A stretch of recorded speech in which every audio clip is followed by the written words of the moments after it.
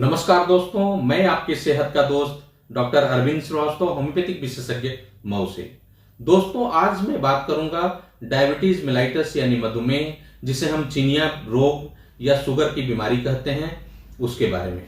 इस वीडियो में हम लोग विशेष रूप से जानेंगे दोस्तों, किस स्टेज में कौन सा इलाज करना चाहिए और क्या होम्योपैथिक में कारगर इलाज है या नहीं है। तो दोस्तों, मैंने आपको पहले बताया है और वीडियो में कि जो शुगर की जो बीमारी होती है उसके भी स्टेजेस होते हैं। 5 से 10 साल का जो एक स्टेज होता है वो होता है प्री डायबिटिक, उसको प्री डायबिटिक स्टेज बोलते हैं दोस्तों।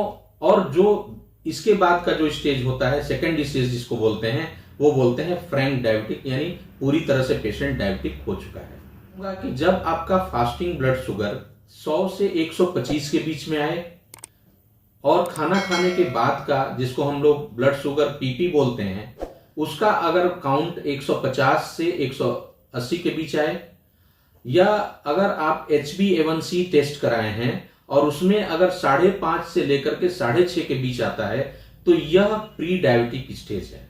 यानी आप डायबिटिक के मुहाने पे खड़े हैं। अभी आपको डायबिटीज हुआ नहीं है, लेकिन आप मुहाने पे खड़े हैं और कभी भी आप पूरी तरह से फ्रैंक डायबिटिक पेशेंट बन सकते हैं।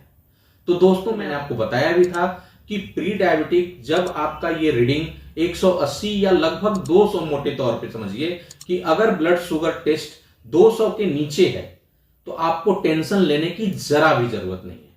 200 के नीचे के ब्लड शुगर को आप अपने खान पान, रहन सहन और जो कारण है उस कारण को समझते हुए आप इसको पूरी तरह से योग, प्राणायाम और सब चीजों को एडेप्ट करके, घरेलू उपचार को अपना करके, अपनी लाइफ स्टाइल में मोटा मोटी परिवर्तन करके, सकारात्मक परिवर्तन करके आप इसको कंट्रोल कर सकते हैं।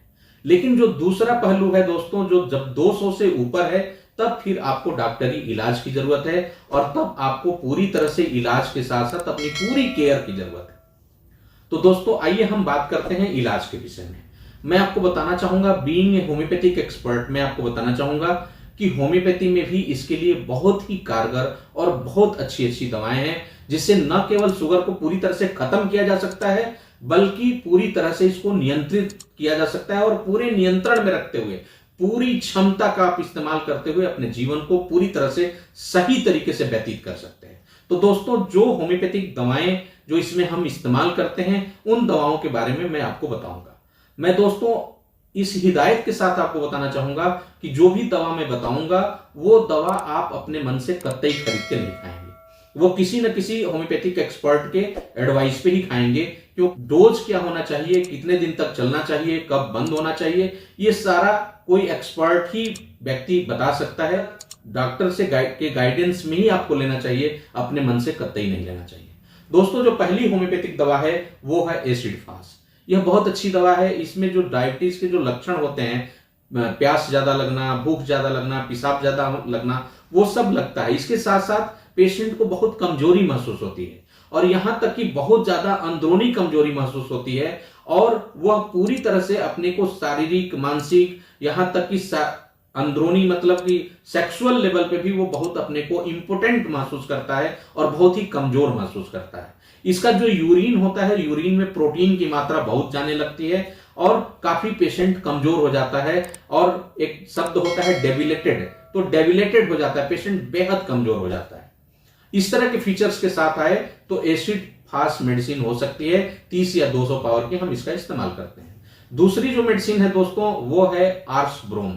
ये भी बहुत अच्छी मेडिसिन है और स्किन की ट्रबल के साथ, जैसे एक्नी रोजेसिया, एक्नी, पिंपल्स या इस तरह के फीचर्स के साथ, रैसेस के साथ अगर कोई पेशेंट आता है अलॉन्ग विद डायबिटीज मेलाइटस के फीचर्स के साथ, तो उसमें हम आर्सेनिक ब्रोम इस्तेमाल करते हैं और 30 या 200 पावर की दवा का इस्तेमाल किया जाता है।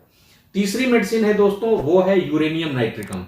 ये बहुत ही अच्छी मेडिसिन है और ऐसा माना जाता है कि किसी भी लेवल का शुगर हो वो इससे नियंत्रित किया जा सकता है। चौथी जो मेडिसिन है दोस्तों वो है इंसुलिनम। ये इंसुलिन से ही सीधे सीधे बनी हुई है और ऐसा माना जाता है कि जो डायबिटीज में जो कॉम्प्लिकेशंस होते हैं और विशेष रूप से स्किन पे जो कॉम्प्लिकेशंस होते हैं, स्किन पे जो दिक्कतें आती हैं, इचिंग विदाउट इरप्शन, काफी खाज होना, खुजली होना, इरिटेशन लगना, स्किन पर कोई दाना भी नहीं दिखाई दे रहा है फिर भी इरिटेशन लग रहा है, अगर इस तरह के फीचर्स हैं, ये सब में ये दवा इस्तेमाल करते हैं।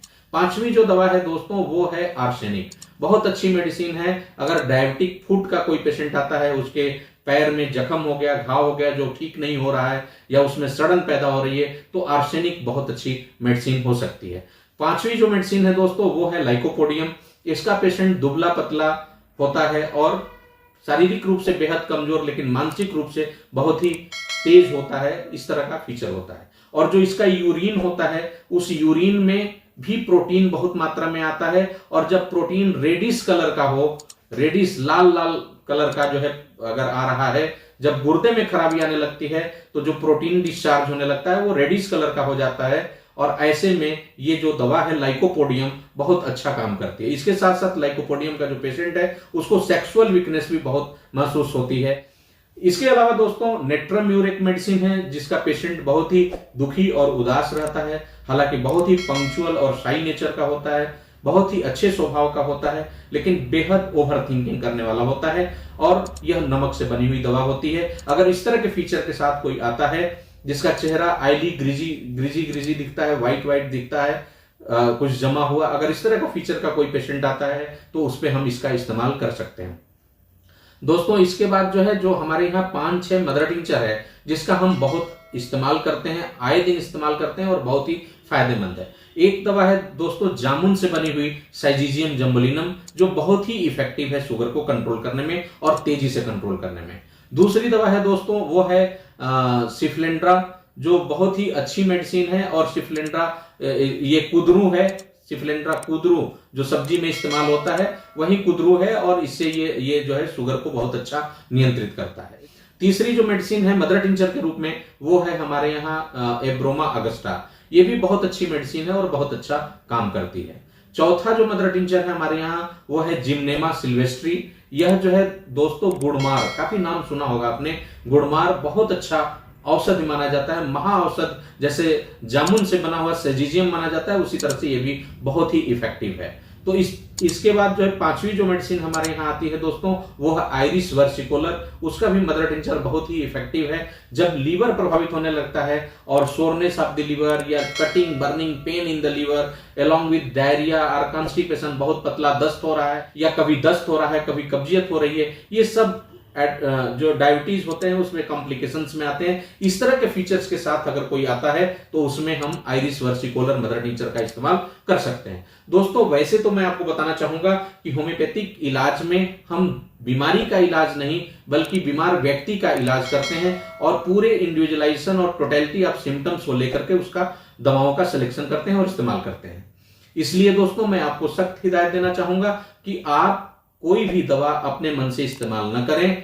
दवाएं होम्योपैथी में बहुत अच्छी है, इलाज भी बहुत बढ़िया है, और बहुत बेहतरीन तरीके से इसको कंट्रोल किया जा सकता है, आपकी लाइफ एक्सपेक्टेंसी को बढ़ाया जा सकता है, लेकिन आप अपने मन से इस्तेमाल नहीं करेंगे। मुझे उम्मीद है दोस्तों कि यह वीडियो आपके काम का होगा, और अगर आपको पसंद आया तो आप इसे जरूर लाइक करें, कमेंट करें। अगर कोई क्वेरी हो या कोई आपको समस्या हो तो आप कमेंट बॉक्स में आकर के अपनी समस्या बता सकते हैं। मैं पूरी कोशिश करूंगा कि आपकी समस्याओं को लूं और जवाब दे सकूं समय से।